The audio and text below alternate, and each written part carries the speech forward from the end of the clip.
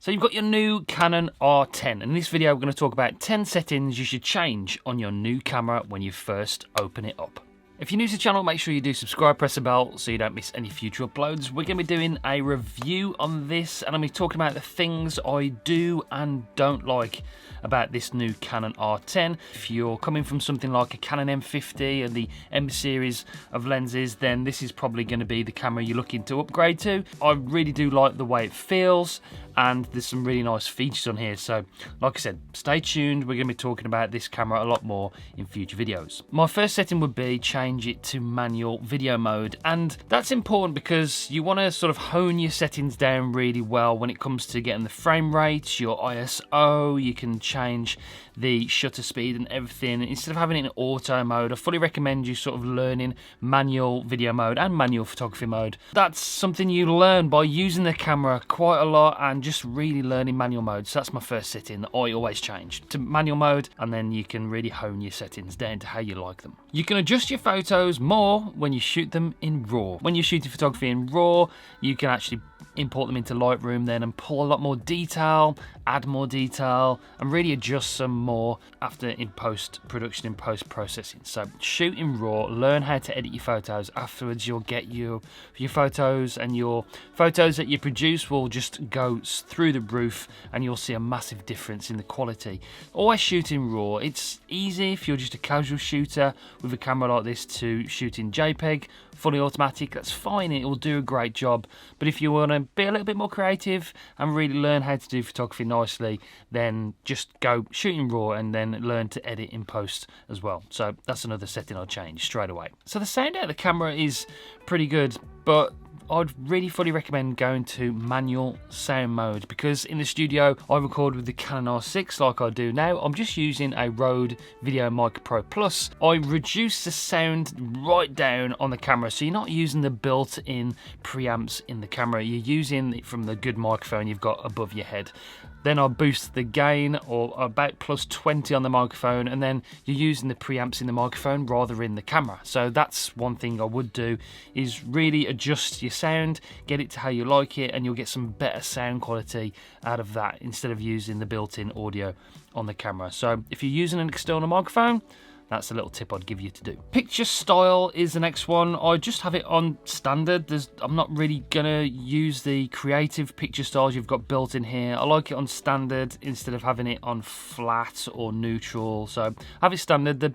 The colour science out of the Canon cameras is generally really very nice. I like the way it looks particularly. I have toyed with switching to Sony fully, but to get the full frame equivalent of the R6, to get another Sony camera in full frame, you're talking a lot of money. So the Canon R6 has been my workhorse for the last 2 years since launch date, and I've absolutely loved it. So I'd fully recommend just using the Canon Colour Science and going for a standard picture profile. Also, my next tip and my next setting is to just reduce the clarity a little bit, because you don't want the pictures to look over sharpened. So I tend to reduce the clarity -1 or -2, and then if you want to add some sharpening in post-processing, you can do, but I just like the way it looks with the clarity drop down and the standard picture profile. I don't tend to use log settings even in the Canon R6. I think the picture out of the camera, straight out of the camera like this, just looks fantastic. This is just standard out of the camera, 4K 25 frames per second with the Canon R6, and that's what I've used for the last 2 years. If you want to use C-Log 1 or C-Log 3 in the Canon R6, you can do, but I just think that's an extra step, an extra bit of work I've got to do, and to be honest, I think it looks pretty good anyway. I go into the white balance next in manual video mode and change the white balance to 5500 Kelvin, which is the colour of my light. So having all the lights on 5500 Kelvin and then having all the camera settings on 5500 Kelvin just makes everything match up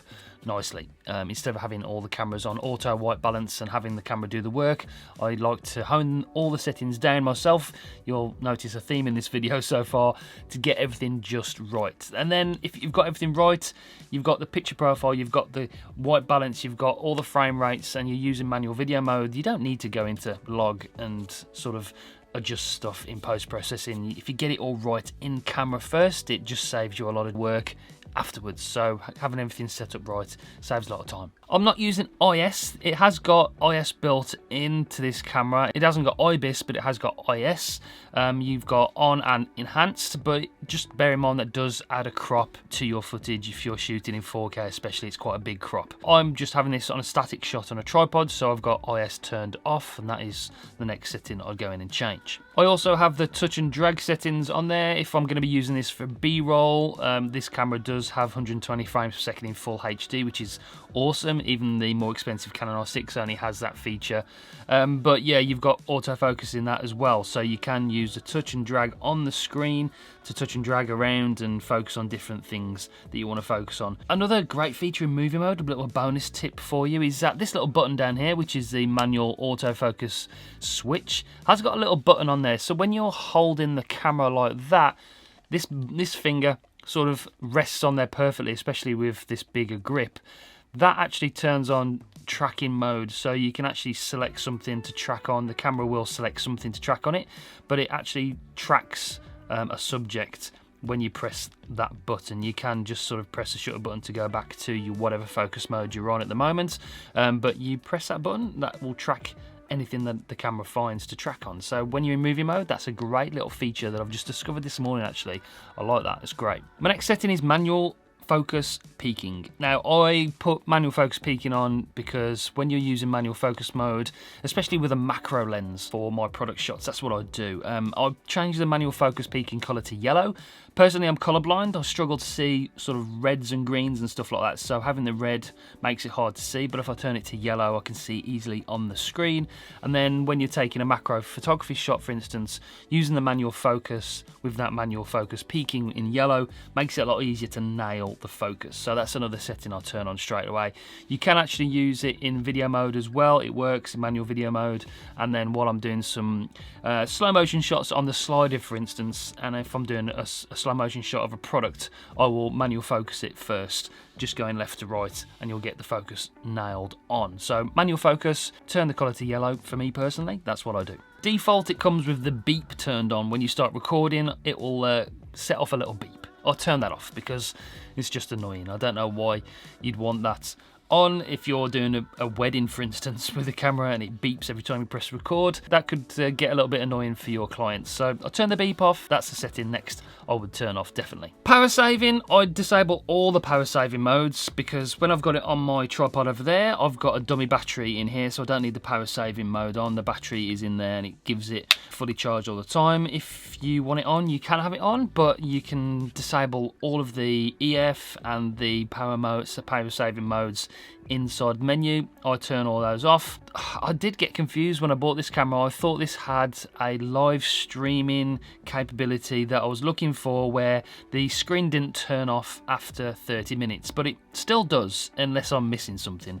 The thing that it has got is a unlimited record time, so it's not limited to 30 minutes recording, so it does record for an unlimited amount of time before the battery dies or your card fills up, but the screen still does turn off after 30 minutes with all the power saving modes disabled, which I don't know why. Or the Sony cameras it doesn't happen with, but with this camera and other Canon cameras like the R6 I use, that happens. It's annoying. I don't know why it does that, but it does. So hopefully Canon sort that out in a future camera. I would buy that camera because I do live streaming on Amazon on a regular basis, and I'd like to not have to touch the shutter button every 30 minutes, which can be annoying. So just note that if you're using this for live streaming, I'd probably think about a Sony camera. Okay, but that's it for this one. Those are my 10 settings that I would change first of all when I got the Canon R10.